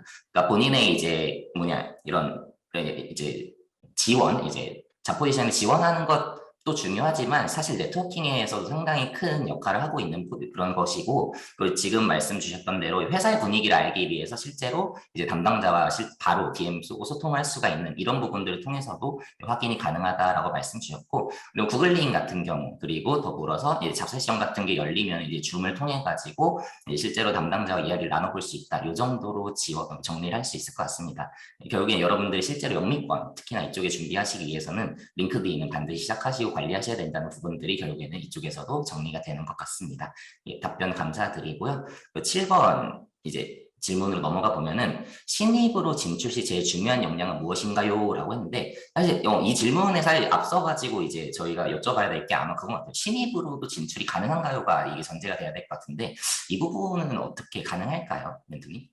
어, 모르겠습니다. 저는 약간 냉정하게 현실을 그냥 말씀드리면은 보통 이렇게 좀 아이러니하기도 하죠. 보통 1년, 2년 이상의 경력들을 항상 요구를 해요. 그렇기 때문에 완전 정말 대학 졸업하자마자 신입 하면 정말 힘들 수밖에 없습니다. 하지만 그런 것들이 있어요. 한국어로 치면 인턴이죠. 그러니까 인턴을 혹은 코업을 통해서 경험을 쌓고 그런 것들을 이제 경력으로 넣고 할 수 있는데 정말 대학을 갓 졸업해서 아무런 경력이 없이 하는 건 좀 힘듭니다. 근데 대신에 뭐 대학 하는 과정 중에 정말 탄탄하게 프로젝트를 정말 학부 수준 이상의 프로젝트를 해봤다. 혹은 뭐 어디 해커톤이라던가 뭐 예를 들어 뭐라고 할까요? 창업이라던가 이런 경험을 해봤다. 그러니까 경험을 커버할 수 있는 다른 경험이 있으면 상관없는데 아무런 경험 없이 대학만 졸업했을 때는 좀 힘듭니다. 결국에는 아까 제가 말씀드렸던 거랑 똑같아요. 지원하고 만약에 관심이 있으신 포지션 혹은 회사를 한번 검색을 해보세요. 링크드인 보면은 정말 상세하게 다 적어줘요. 우리 회사에서는 너가 만약에 하이어를 때면 이런 일들을 할 거고 이런 스킬셋이 필요해. 근데 나는 1년, 2년 혹은 5년, 7년 플러스 5, 플러스 7 이런 식으로 막 적어 놓거든요. 그렇기 때문에 안전이 0이라고 했을 때는 조금 힘듭니다. 네, 하지만 답변 그걸 넘어서는 경험이 있으면 가능합니다.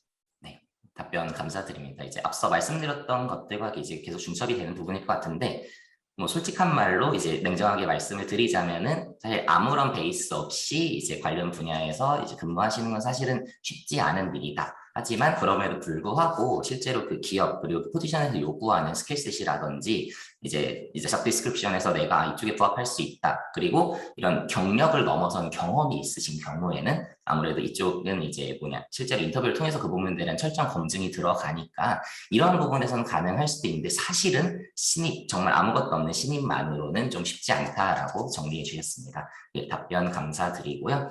그럼 8번 질문을 넘어가 보도록 하겠습니다. 이 부분도 뭐 흥미로운 질문이라고 할 수 있는데 빅데이터, 머신러닝 관련 분야로 진출할 때 이제 유망한 국가를 꼽자면 어디인가요? 라고 말씀 주셨는데 이 부분도 의견 있으실까요, 원장님?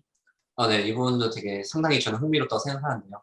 일단은 제가 답변 드리기 전에 말씀드리고 싶은 거는 저는 현재 캐나다 정확하게는 밴쿠버에 일하고 하고 있기 때문에 예를 들어서 독일 회사는 어때요? 영국 회사는 어때요? 이런 부분은 제가 섣불리 말씀드릴 수는 없죠. 근데 하나 말씀드릴 수 있는 거는 그 잡 사이즈는 결국에는 그 어떤 회사가 있는지 가장 중요하잖아요. 그러니까 캐나다가 좋은 게 뭐냐면은 그 미국에 있는 마이크로소프트나 아마존, 페이스북이라든가 애플, 뭐 심지어 뭐 삼성도 있고요. 그러니까 약간 좀 더 값싼 인력을 쓰고자 하는 그 미국에 있는 회사들이 캐나다에 많이 진출해 있습니다. 그렇기 때문에 잡이 괜찮고요. 근데 뭐 딱 한마디로 말씀드리면 당연히 미국이 좋겠죠. 미국은 당연히 그 메이저 회사들도 많이 있겠고 다양한 뭐 실리콘밸리라든가 많이 있죠. 근데 뭐 여기서 생각해보면 뭐 그렇다고 해서 무조건 미국 갈 수 있는 건 아니니까. 근데 캐나다도 미국만큼 혹은 미국 때문에 다양하게 많은 빅데이터 관련된 잡들이 많이 있고 실제로 지금 많이 생기고 있고요. 근데 뭐 다른 뭐 유럽권이라든가 그런 나라들은 어떨까라는 거는 정확히는 답변 드리기는 쉽진 않은데요. 근데 또 하나 또 여기서 제가 던지고 싶은 화두는 빅데이터와 머신러닝을 관련된 팀을 가질 수 있는 회사가 어떤 사이즈의 회사일지 한번 생각해 보시면 좋아요. 왜냐하면 빅데이터 머신러닝 말 들었을 때 되게 있어 보이고 좋죠. 근데 작은 사이즈 회사가 그러니까 빅데이터 팀을 꾸리기가 쉽지 않아요. 왜냐하면 이거는 그 회사에 이익을 바로 갖다 줄 수 있는 팀은 아니거든요. 그러니까 어떻게 보면은 돈을 쓰는 조직이에요. 데이터를 수집하는 데 돈을 쓰고요. 그렇기 때문에 결국에 얼마나만큼 큰 회사가 위치한 나라냐가 가장 중요를 해요. 근데 물론 뭐 벤처인데 뭐 빅데이터 관련된 벤처 회사는 다르죠. 하지만 여기서 요지는 예를 들어서 뭐 삼성이를 줄게요. 삼성이라는 큰 회사에서는 빅데이터 관련된 팀을 꾸릴 수 있는 이유는 그 회사가 사이즈가 크고 빅데이터 관련된 걸 통해서 영리를 추구할 수 있다고 생각한 건데 만약에 작은 사이즈예요. 100명 정도 회사 사이즈인데 예를 들어서 뭐 자전거를 만드는 회사라고 칠게요. 근데 우리도 데이터를 한번 해보고 싶었는데 그 팀을 꾸리기가 쉽지 않다는 거죠. 그러니까 결국에는 이 나라를 많이 고민하신다고 쳤을 때는 그 얼마나 IT에 관련된 인프라라던가 큰 회사가 많은지를 고민해 보시면 좋습니다. 그래서 캐나다, 미국이 저는 그래서 혹은 독일도 있을 수 있죠. 라고 네. 생각이 듭니다. 개인적인 생각입니다. 네, 답변 감사드립니다. 우선은 이제 경험하신 분들 많으실 테니까 그러한 경험들에 근거해서 말씀을 주셨는데 기본적으로 빅데이터나 머신러닝을 실제 팀으로 꾸릴 수 있을 정도의 기업이 되려면 아무래도 이 부분 같은 경우는 즉시 뭔가 매출로 연결된 이런 부분보다는 실제로 뭔가 아까 표현이 참 좋았는데 돈을 쓰는 조직 이제 그런 여유가 있는 기업들이 꾸릴 수 있는데 그럼 이런 기업들이 위치할 수 있는 곳이 어디냐라고 했을 때는 실제로 산업의 사이즈, 마켓 사이즈가 큰 이런 국가들만 사실은 대부분 이게 해당이 될 건데 그러한 관점에서 봤을 땐 아무래도 미국은 당연히 가장 큰 시장이 될 거고 캐나다 이쪽도 사실은 이제 이런 약간 이제 미국에 있는 큰 기업들이 이제 진출해 있다 보니까 이런 부분에서 캐나다도 상당히 유망할 수 있고 뭐 독일이라든지 일부 유럽 지역들도 특히나 결국에는 이 마켓 사이즈에 비례해가지고 이 부분도 이제 진출 유망 국가로서 저희가 말씀을 드릴 수 있을 것 같습니다. 예, 답변 감사드리고요. 그리고 마지막 이제 사전 Q&A에서 마지막 질문입니다. 취업을 위해서 포트폴리오가 필요한다면 어떻게 구성하는 것이 좋을지에 대한 부분인데 포트폴리오는 당연히 필요하다라고 생각했는데 앞서서 이제 링크드인을 통해서 아무래도 이런 부분들 많이 정리를 하시는 것 같더라고요. 그러니까 이 부분에 대해서 한번 포트폴리오 어떻게 정리하면 좋을지 그리고 멘토님이 생각하시는 이제 중요점이라든지 꿀팁이라든지 이런 것들이 있으면 상세하게 말씀해 주시면 좋을 것 같습니다. 네. 이 질문도 되게 중요하고 생각하는 질문 중 하나인데요. 아까 전에, 그 4번 질문이었죠. 이 질문과 약간 맥락이 좀 비슷한 것 같은데요.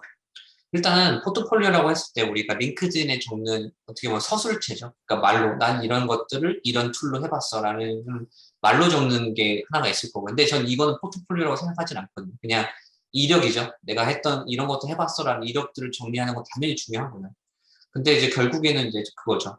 깃이라고 하죠. 그러니까 내가 했던 프로젝트들 어떤 식으로 깔끔하게 깃에다가 정리를 해가지고 뭐 예를 들어서 이렇게 제시할 수 있는지 이거 보통 구직 활동을 좀 해보면은 그, 그 링크드인이라던가 깃 어드레스를 입력하는 란이 있는 회사들이 많이 있어요.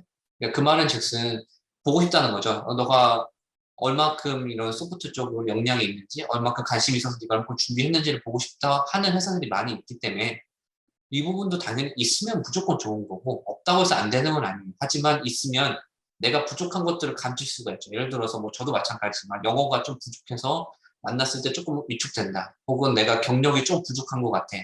혹은 난 이제 대학을 졸업했는데 경력이 1년도 채 안 돼. 그럴 때 커버할 수 있는 게 결국 포트폴리오가 내 또 다른 무기가 될 수 있는 거기 때문에 이 포트폴리오를 준비하시는 게 좋습니다. 예를 들어서 학교에서 하시는 프로젝트도 충분히 포트폴리오가 될 수 있기 때문에 깨끗이 정리해서 기세다가 정리해서 누구나 이해할 수 있게끔. 근데 대신에 한 가지 또 팁을 드리자면 지금 우리가 지금 말씀드린 지금 이 모든 게 결국에 해외 취업 관련된 거기 때문에 리드미 같은 거 있죠. 그러니까 누가 왔을 때 그거를 충분히 봤을 때 이해할 수 있게끔 설명이 들어가 있죠. 뭐 중국이라면 중국어로 되고 뭐 영어라면 영어로.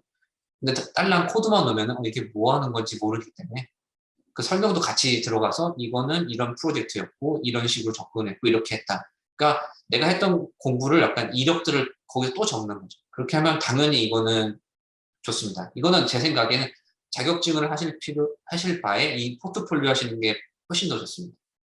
답변 감사드립니다. 우선 정리하자면 링크드인도 있겠지만 아무래도 이제 IT 계열에 계신 분들 같은 경우 깃을 가장 많이 활용을 하시는데 이쪽에 실제로 이제 본인들이 진행하셨던 이런 경력들에 대해서 뭐 단순히 특히나 코드만 쳐 넣고 이런 게 아니라 실제 상세한 설명까지 같이 붙여주시고 이제 정리를 해주신다면은 이제 인사 담당자들에게 선을 얻을 수 있다. 그리고 뭐 솔직한 말로 자격증을 딸 바에는 이런 식의 포트폴리오를 정리해가지고 어필하는 것이 해외 취업에 있어서는 훨씬 더 유리할 수 있다는 점까지 덧붙여 주셨습니다. 예.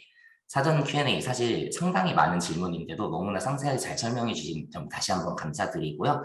그러면 저희 이제 라이브 Q&A로 넘어가가지고 이제 Q&A 탭 열어주시면은 이제 총 지금 현재까지 11개의 질문이 올라와 있습니다. 이제 빠르게 한번 이 부분들 읽으면서 이제 답변 이제 구해볼 수 있도록 하겠습니다. 예, 지금 계속 이제 Q&A 올려주시면은 이제 저희 시간 될 때까지 이제 저희 Q&A 진행할 테니까 이제 궁금하신 거 있으시면은 이제 개탄 없이 바로바로 이제 Q&A 세션에 넣어주시면 좋을 것 같습니다.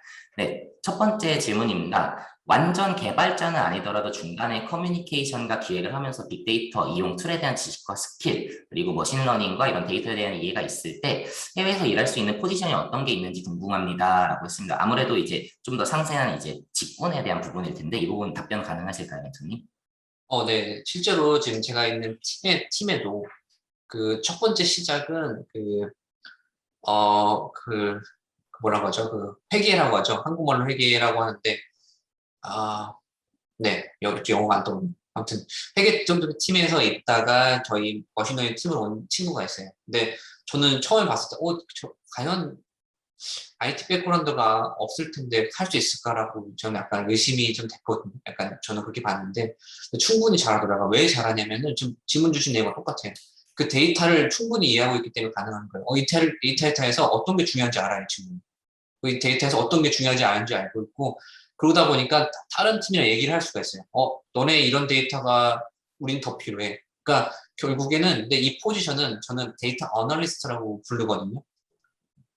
그러니까 데이터 어널리스트라는 결국에 뭐냐면 약간 아까 말씀드린 것처럼 약간 이 커다란 빅데이터 그 테두리 안에서 약간 엔트리로 약간 취급이 좀 되긴 해요. 뭐 그렇다고 해서 뭐 다른 게 더 중요해 그런 얘기는 아니고요. 그러니까 결국에 무슨 얘기냐면 IT적인 스킬이 조금 부족해도 그 비즈니스 스킬을 가지고 충분히 진입할 수 있는 포지션은 맞아요. 근데 물론 데이터 어널리스트가 돼서 그거에 대한 비즈니스 이해를 토대로 그리고 이제 IT적인 스킬을 계속 공부하면서 데이터 사이언티스트로 노려볼 수 있죠. 하지만 데이터 사이언티스트로 가는 그 갭은 좀 많이 커요. 통계적인 이해가 많이 필요하기 때문에. 하지만 다시 질문으로 돌아가면은 충분히 데이터 어널리스트 포지션을 가능하고 그렇게 일하는 경우도 많이 봤어요. 네, 답변 감사드립니다. 실제로 이제 같이 근무하셨던 이제 회계부서에서 오셨던 분의 예시를 들어서 설명해 주셨는데 실제 그 데이터에 대한 이해가 있을 때는 IT에 대한 스킬이 조금 떨어지더라도 데이터 어널리스트로서의 활약은 충분히 가능하다. 하지만 실제로 데이터 사이언티스트까지 넘어간다고 했을 때는 갭이 있으니까 이 부분에 대해서는 향후에 좀 더 보완을 해가지고 넘어가시는 이제 그런 이유가 가면 좋지 않을까라고 정리해 주셨습니다. 예, 이제 실제 예시를 들으면서 하니까 사실 이해가 너무나 잘 되고 있는데요. 네, 두 번째 질문 같은 경우는 비전공자로서 해외에서 석사를 나와야지 데이터 관련 잡을 찾는 게 가능한지 궁금합니다. 이 부분은 앞서도 이제 비전공자에 대한 얘기, 그리고 해외 석사에 대한 얘기, 이 부분들 이제 말씀을 많이 주셨는데, 근데 약간 질문을 바꿔가지고, 그럼 실제로 멘토님 주변에 계신 분들 같은 경우는 실제로 석사, 박사, 아니면 해외 석사 비율이 실제 어느 정도 되는지 한번 여쭤봐도 될까요? 일단 저희 팀 말씀드리면은 네.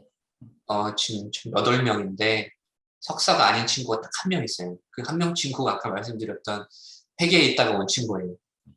그러니까 이게 어떻게 보면 단적인 예가 될 수 있을 거라고 생각을 들어요. 보통 정상적인 루트로 통과했을 때는 그 석사가 아니면은 조금 힘들어요. 왜냐하면은 그 알거든요. 이게 예를 들어서 학부 수준에서 학부 수준에서 충분히 배우죠. 학부 수준에서도 머신러닝 배우고 다 배워요. 근데 그게 충분히 그런 그 부족할 거라고 판단을 하고 있는 게 가장 커요. 그리고 또 하나 밴쿠버 기준으로 말씀드릴게요. 여기도 여기 학교가 몇 개 있는데 석사 과정으로 빅데이터 관련된 공부를 한 친구들이 매년 나오거든요. 그럼 이제 여기서 또 질문을 던져보고 싶은 게 그러면 석사 나온 그 친구와 학부 나온 친구 동일한 스펙으로 붙으면 결국 누가 이길까? 이제 그런 거죠, 결국에. 그러니까 학부 나와서 안 돼요는 아니에요. 근데 이제 어떻게 보면 결국에 잡시장이라는 게 경쟁인 거잖아요. 다른 사람을 이겨야 되는 게. 근데 여기 밴쿠버 내에도 머신러닝, 빅데이터 관련 석사를 나온 친구들이 1년에 적어도 100명 이상씩 기억 나거든요. 그러면 그 100명을 계속 소화할 수 있냐? 이제 좀 약간 그 질문을 따르게 되는 거죠.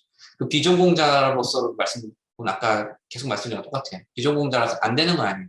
하지만 이제 똑같죠. 잡시장은 한정이 돼 있는데 그 시장에서 비전공자로서 전공한 사람들과 경쟁을 했을 때 그럼 내가 프로젝트가 경험으로서 이 사람을 이겨야지. 그럼 뭐 약간 그런 거죠. 그러니까 나만의 강점, 나만의 무기가 있어야 된다.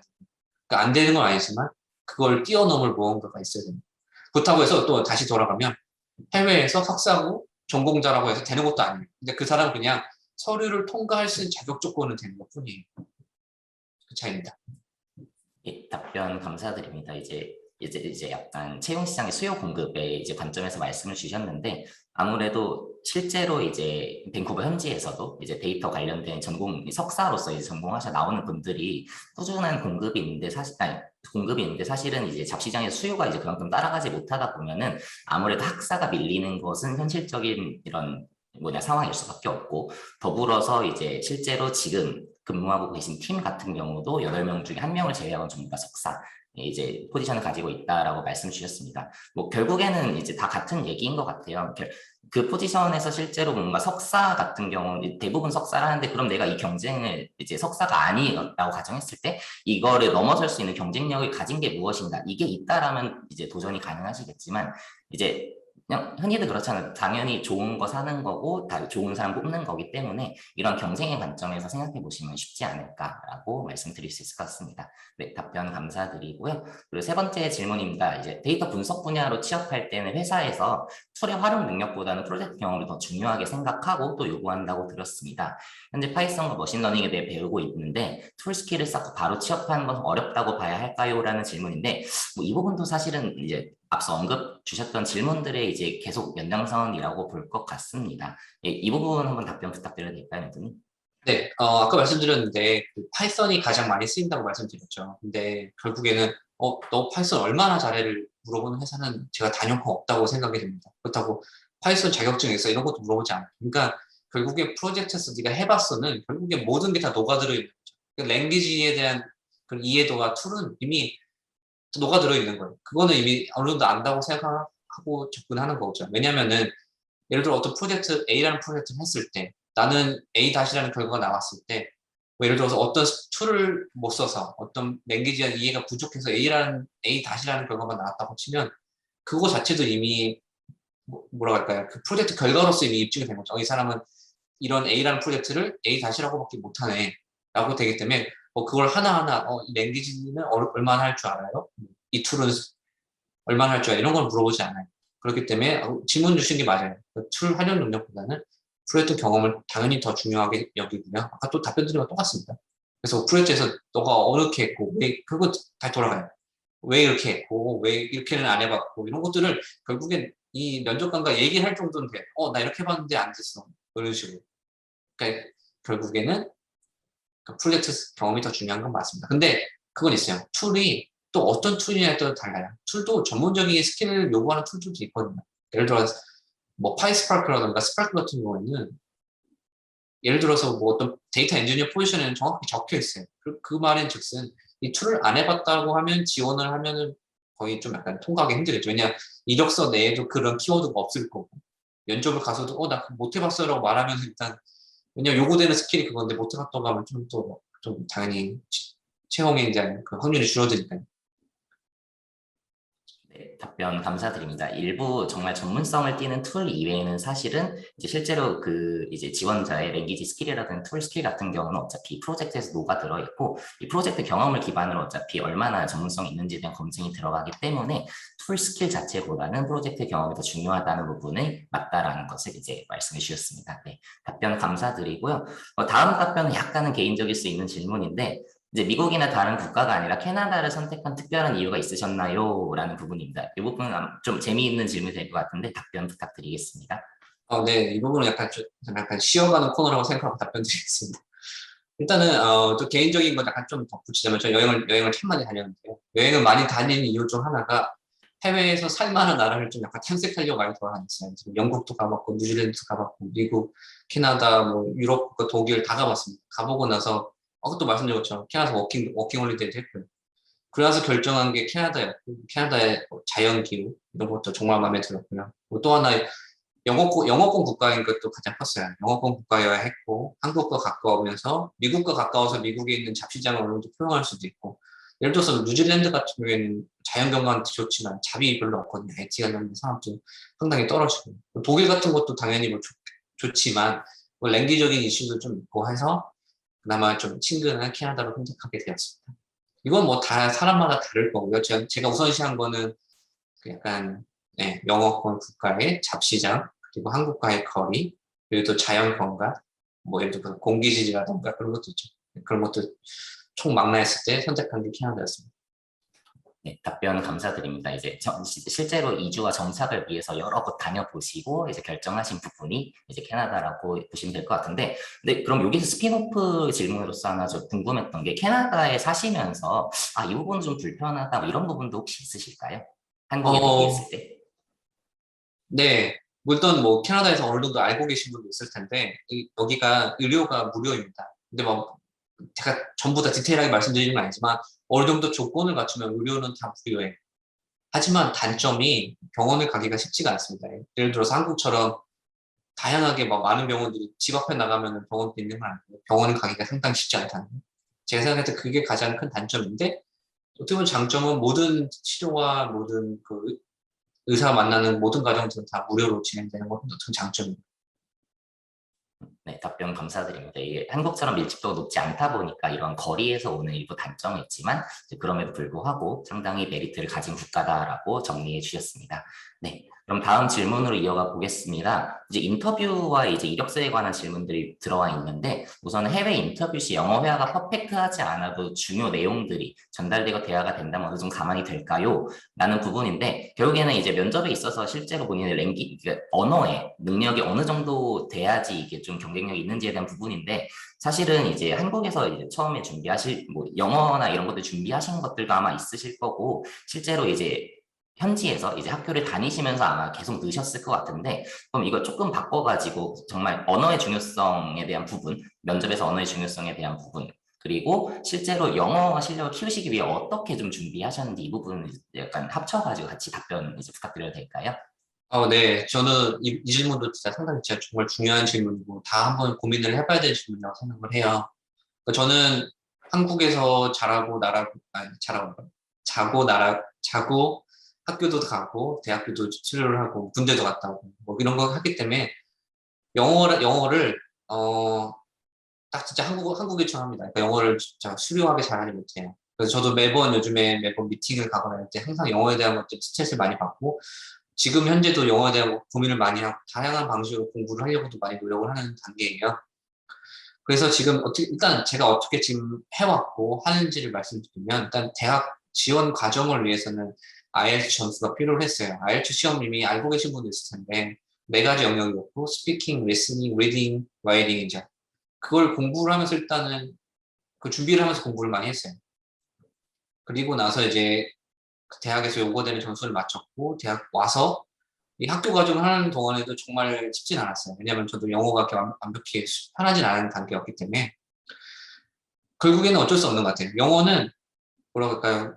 그러니까 영어가 이렇게 그러니까 여기서 그러니까 해외에서, 그러니까 혹시 영어권 국가에서 자고 나란 게 아니라면 어쩔 수 없이 영어는 계속 이렇게 어떻게 보면 하나의 그 디스어드밴티지처럼 되는데 그 지금 현재 저도 일을 하면서 그 부분이 상당히 스트레스여서 영어 부분을 노력을 많이 하고 있고 근데 영어가 퍼펙트하지 않다고 해도 한 가지 좋은 점이 뭐냐면 IT이기 때문에 어느 정도 커버가 돼요. 예를 들어서 뭐 내가 HR에 일해서 뭐 사람들과 대하는 일이라든가 뭐 프레젠테이션을 많이 해가지고 사람들을 막 이렇게 영업을 많이 해야 되는 포지션이었으면 아마 저는 하이어도 되지 않았을 거라고 생각을 하는데 그게 아니고 IT이기 때문에 그러니까 특정 기술의 이름이라든가 특정 툴의 네임 이런 걸만 해도 이런 대화 전달은 충분히 돼요. 근데 이제 문제는 인터뷰가 문제인 거죠. 인터뷰는 어느 정도 내가 전달을 해야지 이 사람이 알아는 들어야지 통과를 하니까 인터뷰에 대한 영어는 근데 충분히 준비할 수가 있는 게 아까 말씀드린 것 똑같아요.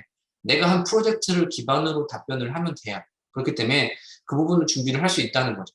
그러니까 막 갑자기 생뚱맞게 내가 준비하지 않은 질문이 나면 어떡하요? 물론 그럴 수 있긴 하지만 대부분은 내가 한 경험을 토대로 질문하기 때문에 그 부분을 영어로 충분히 준비할 수 있고 그리고 채용이 돼서는 이제 회의들이나 이런 데서 부딪히는 영어에 대한 장벽들은 그건 뭐 이제 시간이 가면서 하나씩 처음 들은 단어 나오면 그거 다시 공부하시고 네, 그런 식으로 할 수밖에 없는 것 같아요.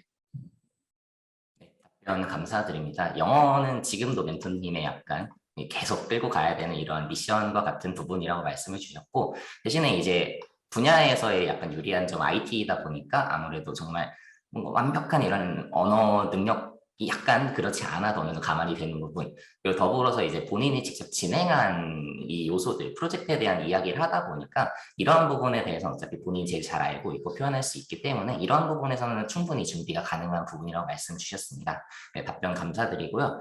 이어서 이력서에 대한 질문도 들어와 있습니다. 이제 멘토님 같은 경우는 이력서 작성, 어떤 포인트에 집중해서 작성하셨는지 그리고 팁이 있다면 뭐가 있을지 한번 답변 주시면 좋을 것 같습니다. 네, 이력서 참 중요하죠. 특히 이렇게 영미권 국가에서는 이력서가 정말 중요해요. 왜냐하면은 여기는 사진, 성별, 뭐 이런 것들, 개인정보는 전혀 넣지 않아요. 그러니까 내가 서류를 통과한다는 얘기는 결국 이력서가 그들이 원하는 뭐랄까요, 원하는 그 인재상에 적합하다는 얘기예요.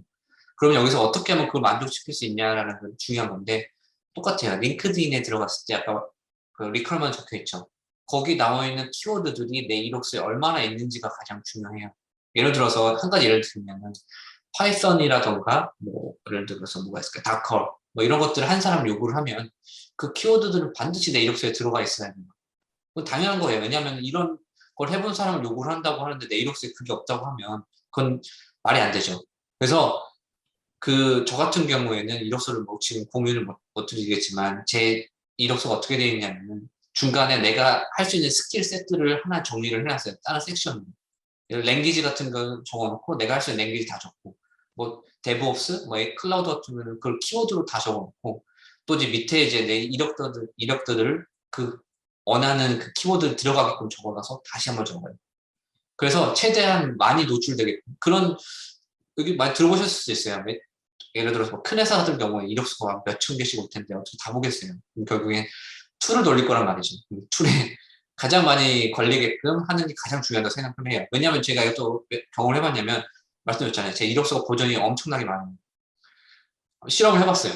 한번 없이 한 거랑 이시 해봤는데 그 키워드를 넣고 나서부터 엄청나게 연락을 많이 와요. 그래서 이력서를 작성하실 때는 근데 물론 당연히 여기서 거짓말을 하시면 안 되죠. 안 해봤는데 걸리게끔 해서 안 해본 스킬을 적어놓으면 결국에 면접 가서 다 들통나기 때문에 그 부분들은 당연히 염두를 하셔야 되고 결국 요지는 거기 자베 리퀄먼트에서 요구하는 스킬, 그 프로그램 혹은 경력, 이력들이 내 이력서 안에 드러나야 된다라는 게 가장 큰 포인트입니다.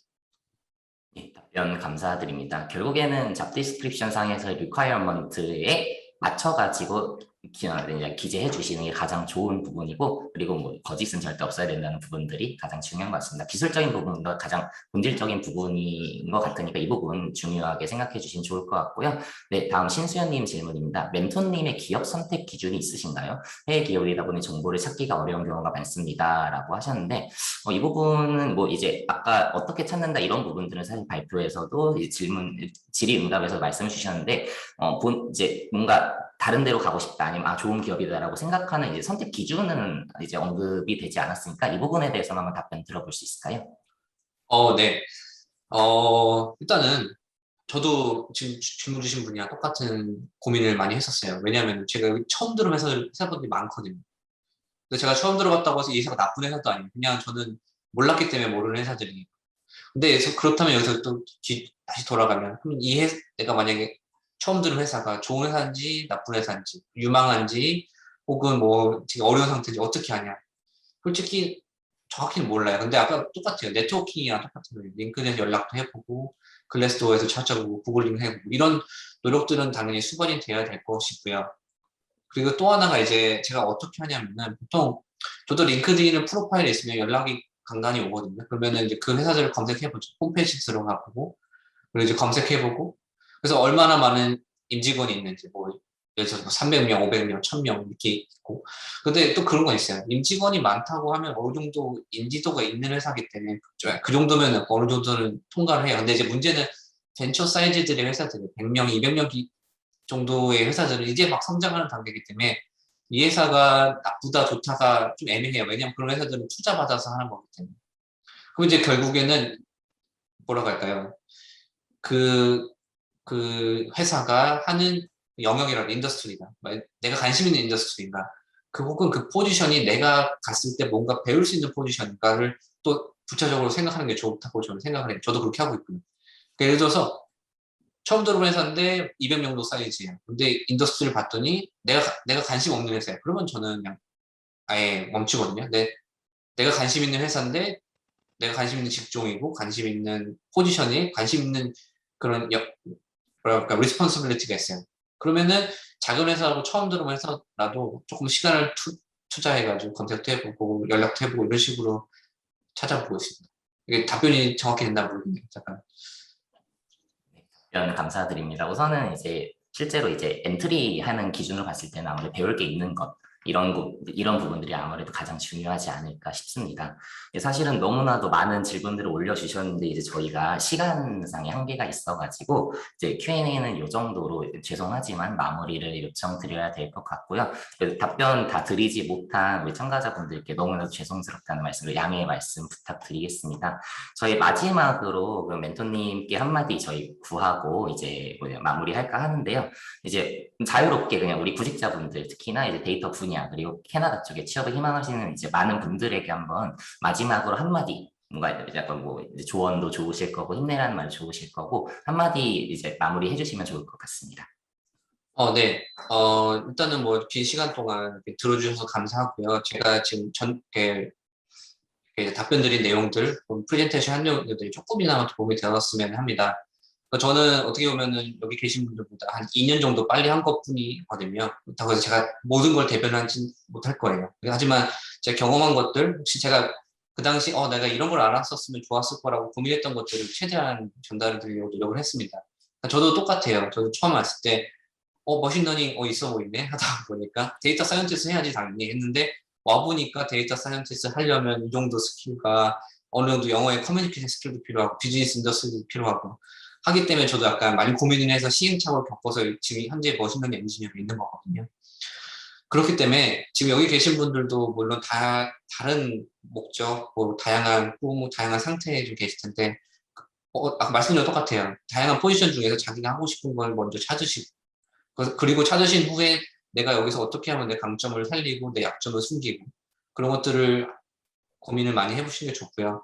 또 하나 제가 그냥 곁다리를 드리는 팁이라고 한다면은 만약에 지금 컴퓨터 쪽에 계신 분이라고 한다면은 정확하게 머신러닝이나 데이터 사이언티스트 바로 가실 필요는 없어요. 그냥 일단 소프트웨어 엔지니어로 취업을 하신 후에 팀 내에서도 팀으로 포지션을 옮기거나 좀 약간 그 팀 안에서 그 회사 안에서 익숙해진 후에 그 서비스나 프로덕션에 익숙해진 후에 충분히 공부한 후에 그러니까 이직이 아니죠. 팀 내에서 이동할 수 있는 방법도 충분히 많거든요.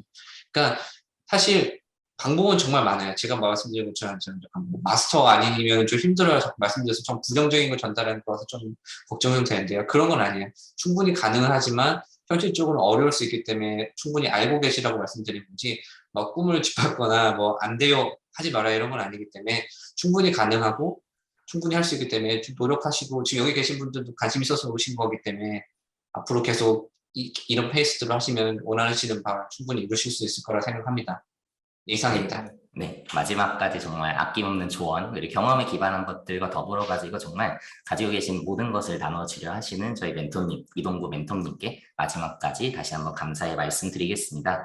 오늘 바쁘신 일정에도 이렇게 참석해 주시고 마지막까지 함께 해주셔서 감사드립니다. 만족도 공사 여러분 아마 링크 이제 문자로 도착할 건데 이 부분도 많은 참여 부탁드리고요. 그리고 저희 서울 해외취업센터, 부산 해외취업센터, 군산 통영 이렇게 한국에서 해외취업 준비하시는 분들에게 총 4개의 센터 운영하고 있으니까 뭐 이제 해외 취업에 관련된 모든 도움이 필요하신 분들께서는 찾아주시면 좋을 것 같습니다. 오늘 이동구 멘토님을 비롯해서 이제 오늘 애써주신 강연자분들 그리고 들어주신 모든 이런 구직자분들께 진심으로 감사의 말씀드리며 모두 수고 많으셨습니다. 이것으로 저희 빅데이터 IT 세션은 종료하도록 하겠습니다. 너무나 고생 많으셨습니다. 감사합니다.